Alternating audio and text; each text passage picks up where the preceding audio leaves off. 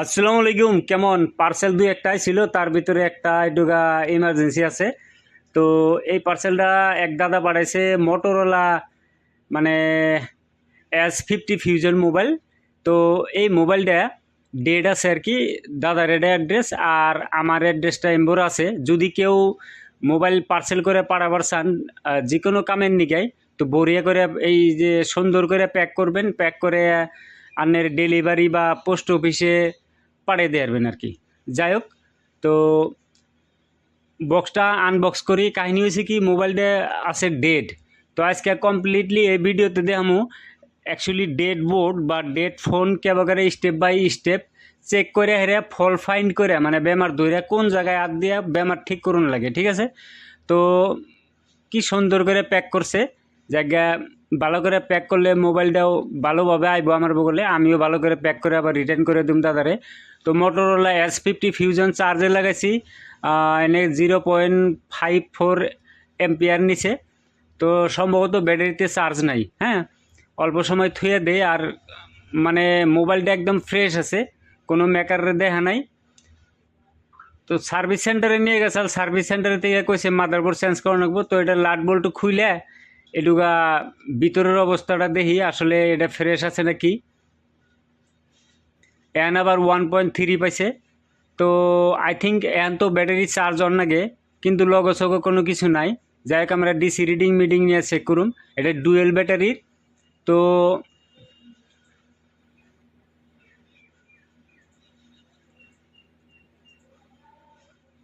Logo সগো কিছু নাই।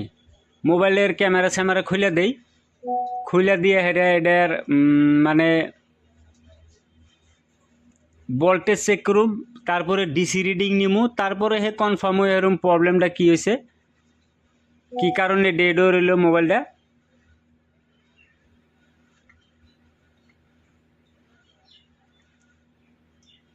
তো ব্যাটারি স্যাটারি খুলছি, ব্যাটারি খোলার পরে এন থেকে আগে মাদারবোর্ডটা খুলে চেক করুম ফ্রেশ কন্ডিশনের আছে না, সার্ভিস সেন্টার থেকে কোনো গুলুমুলু বা আতাআতি করছে নাকি।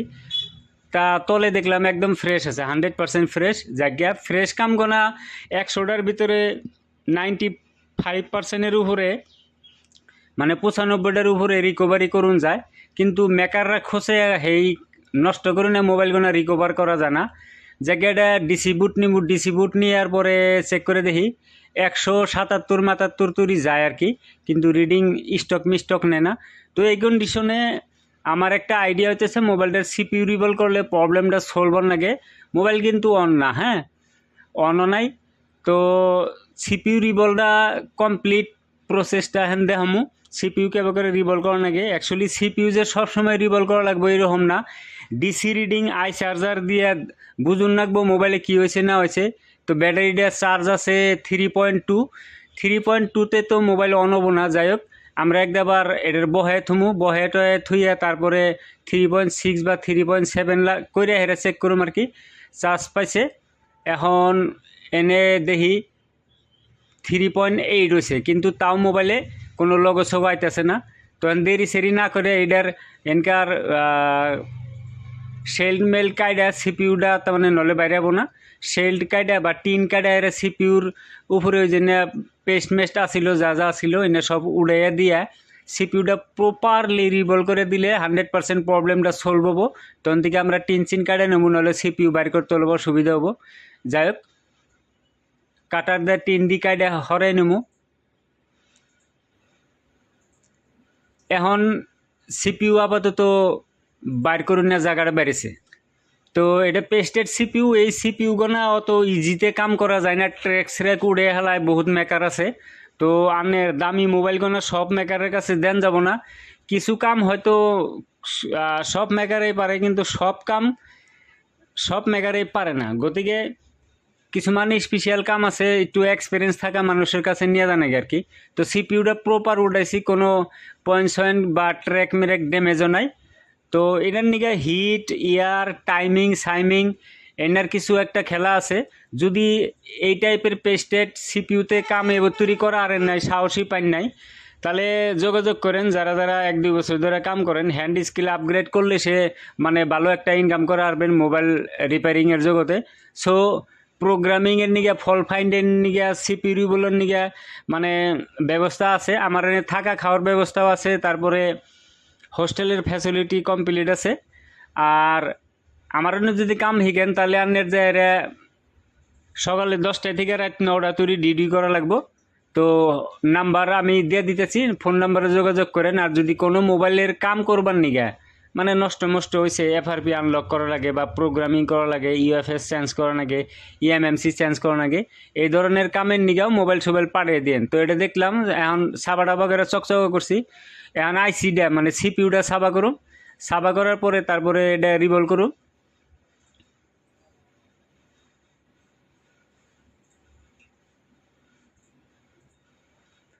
তো সিপিইউ প্রায় ছাবা হয়েছে।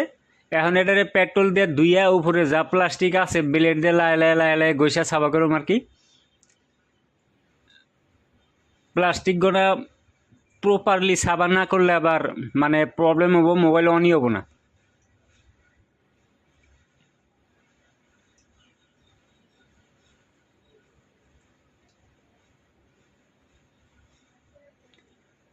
তো যাই হোক, আমার কাছে এটার প্রপার স্টেনসিল নাই। তো ইউনিভার্সাল দিয়ে এটারে ইউনিভার্সাল স্টেনসিল দিয়ে আইসিটা রিভলভ করুম। তো রিভলভ করার পরে তারপরে আবার আইসিটা সাবা করা নাকবো। সাবা করে আইসিটা আবার এই অল্প ইদা নাকবো পেস্ট, ফ্লাক্স পেস্ট দিয়া তারপরে আইসিটা লাগান নাকবো। তো কাহিনী হচ্ছে সাবা টাবা করে দেখলাম একটা বল লাগে নাই, এই যে একটা বল লাগে নাই। এনে একটু ব্লেডে সাবা করুম। সাবা করার পরে এই বলের নিকে আর স্টেনসিল মিস্টেনসিল ইউজ করুম না। স্টেনসিলে থাকা এক্সট্রা বল একটাই নাই না হেরে বহাইয়া দিয়ে হিট দেবো, হয়ে যাবো গা। জয়েন ধরবো, এই যে বলটা নিলাম, নিয়ে এনে থুইলাম, থর পর অল্প হিট দেবো, দিলে ওই বলটায় প্রপার কানেকশন হয়ে যাব। তো সিপিইউ সাবা কমপ্লিট হয়েছে। তারপরে ছোটো মোটো ডাস্টি মাস্টি দু একটা যদি থাকে অন্য ব্লেডের মাথা দিয়ে সাবা টাবা করে দেবো। এই যে দু একটা ছোটো ছোটো টুকরা রয়েছে, এই টুকরা করে আবার দুইটা বল একখানে করে আলাবো, জয়েন করে আলাবো। তো সাবা করার পরে পেস্ট দিছি, পেস্ট দেওয়ার পরে হলো হালকা হিট দেবো। হিট দিয়ে হেরা মাদারবোর্ডে আইসিটা লাগাই দেবো আর কি। তো ডেট ফোন রিপেয়ারিংয়ের প্রপার ডায়াগনোস করবার নিগা মানে কেমন করে ডেট ফোন কোন সময়ে কোন জায়গায় আপডেট আগে, যদি আপগ্রেড হইবার চান তাহলে যোগাযোগ করেন, শর্মের লাভ নাই বুঝছেন। মারপেট থেকে কেউ কোনো দিন কাম শিখা আহে না। তো সব কিছুই এক্সপিরিয়েন্স ভালো একটা প্রপার গাইডেন্সের নিগে মানে দরকার সব কিছুই। তো আইসিটা বহাইলাম, বহাইয়ার অল্প হিট দিমু, হিট দিলে হারে আইসিটা যা জাগা মতো লাগে যাবো গা।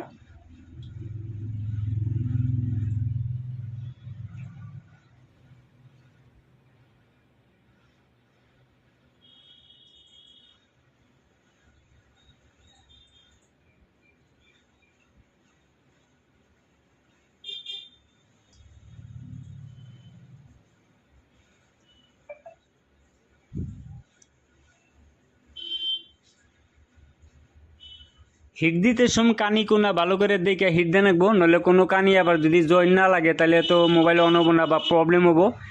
তো হিট দেওয়ার পরে যদি আইসির সাইডের থেকে পেস্ট বাইরায় তাহলে মনে মনে একটা বাবা বোঝে না আইসি লাগছে আর কি। যাই হোক, আইসি লাগার পরে হালকা নড়াই দেন লাগে, তারপরে অল্প মাদারবোর্ডটা কুল বা ঠান্ডা করবার নিগে যে ছোটো ফ্যান আছে ওই ফ্যান দিয়ে একটু ধরে থাকলেই সাফা হয়ে যাবো গা, ঠান্ডা হয়ে যাবো গা। ঠান্ডা হওয়ার পরে মাদারবোর্ডটা লাগে চেক করুম আর কি। তো এটা প্রপার সিপিইউ রিভলভ করার পরে এই টাইপের মোটো এক্স মানে S50 ফিউজন বা আরও মোটরোলার আরও কিছুমান মোবাইল আছে যেটা সিপিইউ ড্রাই হয়ে থাকে। সিপিইউ ড্রাই হলে আরে এই ধরনের সমস্যা আহে আর কি। তো ঠান্ডা করলাম, ঠান্ডা করার পরে এখন মাদারবোর্ডটা লাগামু।